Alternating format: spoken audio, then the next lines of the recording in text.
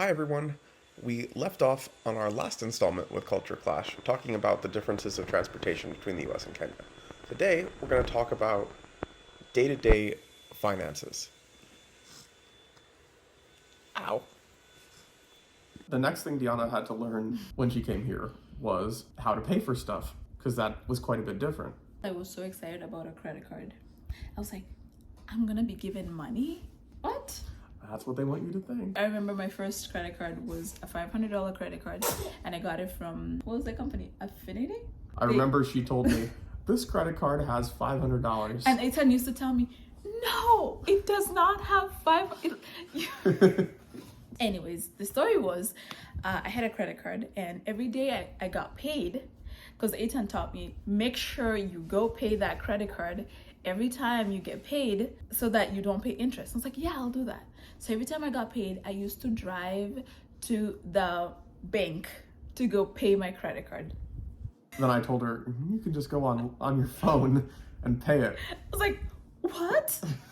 I can just go on my phone? And I remember before even I met you, I had a US bank account, and I used to call US bank and I'm like, hi, my name is Diana Kibiego. I was just wondering how much I have in my account. She didn't know how to sign into the I don't know app, how to sign the app. so she would have to call to see how much money she had. You had several things like finance related stuff in Kenya, right? It's a whole different world there as far as how things get paid for. The whole economy basically runs on something called M-Pesa, which I had no familiarity with prior to going there. One thing that I was so blown away by was how universal it was. It didn't matter if you were paying a hotel bill, buying groceries, getting clothing, buying bananas from an old lady on the street. It didn't matter. You can use M-Pesa for everything. Oh my god, even when we went to Naivas to go to the bathroom and we didn't have cash. There was a pay fee $5 for the bathroom. Yeah. You could pay with M-Pesa. Like I don't recall one single thing that could not be paid for that way. And My goodness. I was blown away because in the US we have Venmo. That's frequently something that people use to do small transactions between, it can be someone who walks your dog or mows the lawn or Just babysits your kids individuals, or something yeah. like that, or use it to split a lunch bill with coworkers or a bar bill with friends. Whatever it is, people use it for stuff like that, but you can't go buy things at a store with that. The only thing in the US that's as universal as M-Pesa is credit cards and debit cards, because they function the same way in our payment systems here. The Kenyan version of a credit card, I learned, is called Fuliza. It's an M-Pesa service, and all of M-Pesa is through Safaricom, which is the number one cell carrier in Kenya. So Can you really call it credit card because you are not getting it back? well, it's a way to borrow money that you don't have. I guess And borrowing then money that you don't You're have. borrowing money that you don't have, and you pay it back back with and- interest. yeah. So that's the closest equivalent that's universal there. Right. I don't know offhand what the interest rate winds up being if you use Fuliza, but I imagine it's also not good. They put you in something called CRB. Like, you cannot borrow anything.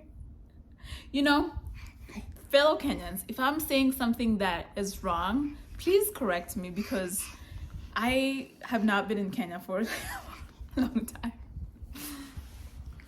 But yeah, I quickly learned that M-Pesa is for everything and for everyone, and it is incredibly convenient. But there was a bit of a learning curve for me. I didn't have it on my phone when I first got there. Until I got it set up, I wound up, there was one situation in Eldoret. I was walking to get back to where Diana was. I went to get coffee and take a walk. She and her sister were getting their hair done. I accidentally stepped on somebody's broom. Oh my gosh, I Wasn't- remember that. I wasn't watching where I was going, and I didn't even know I had done it. I was just crossing a street, and I just stepped on a broom handle. It was lying on the ground. I didn't see it. I continued walking because I didn't know what had happened, and this lady chased me down, and she's running after me. You broke my broom. I was like, I did? She's like, yeah, look, and she's holding a broken broom. I was like, oh no, Oh my I'm God. sorry. She's like, you need to pay me 200 shillings. I was don't know like- if that broom was even 200. I'm thinking as a stupid Nzungu tourist, all right, this lady's mad at me, but I can get out of this problem for $2? Sold. It's like $2.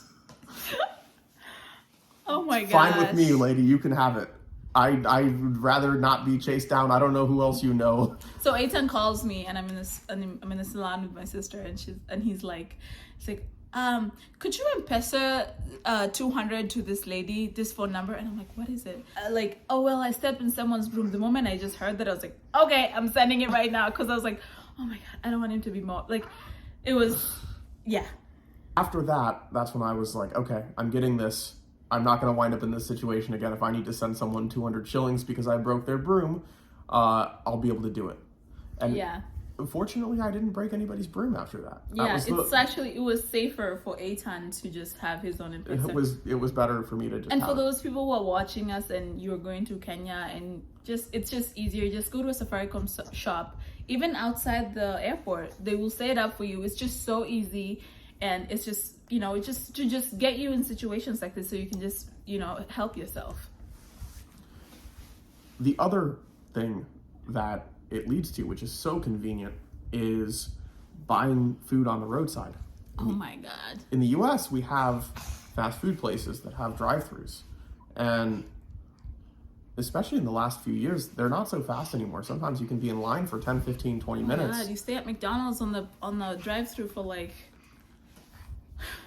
A long time. Yeah. And then I guess they because charge you everybody wants fast food, so like the line is so long. so it's not fast anymore. And it's also not cheap anymore. So, and it's terrible for you. Traffic food. So there's no point in getting it.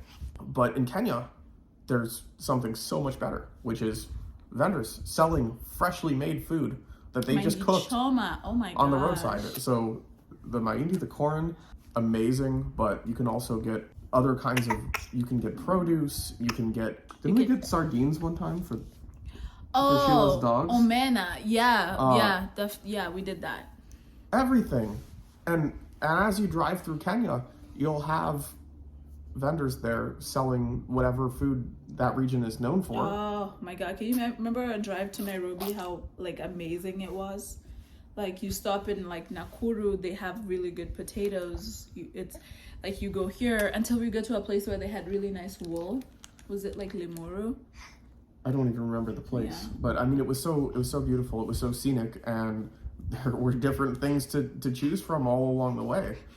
So that was a really incredible experience for me. It was so efficient. Take less than a minute. You pull over, wave them down, tell them what you want.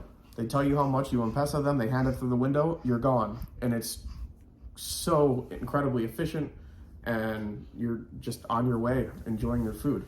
I also learned that there are certain areas that have somewhat of a reputation for maybe the food not being quite what they say it is. So we stopped at is it Kikope, the place where they have like really good nyama choma. The nyama choma was amazing. It was very, very good. Yeah, and then Sheila was like, well, in Nakuru, if you stop there and have chicken, that's flamingo, and then if you have meat, that is Punda.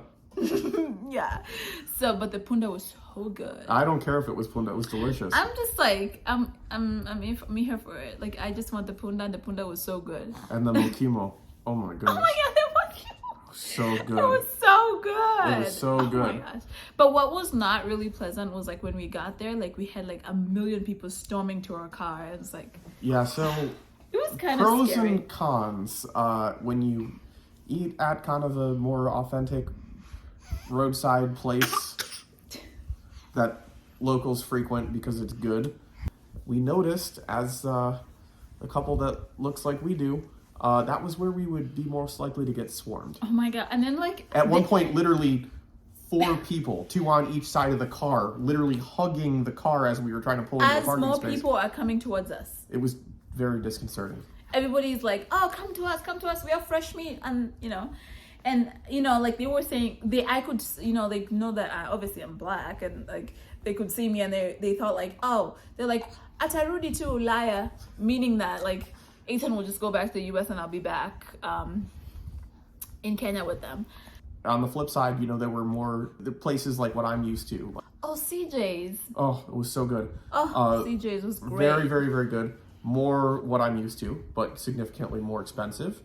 I mean, I didn't have Kenyan food there. It was a less authentic Yeah. cultural experience, guess but me too, it 'cause I was had to- delicious. And I think Zuri has shared something too. He likes to be on camera, yeah? Yeah.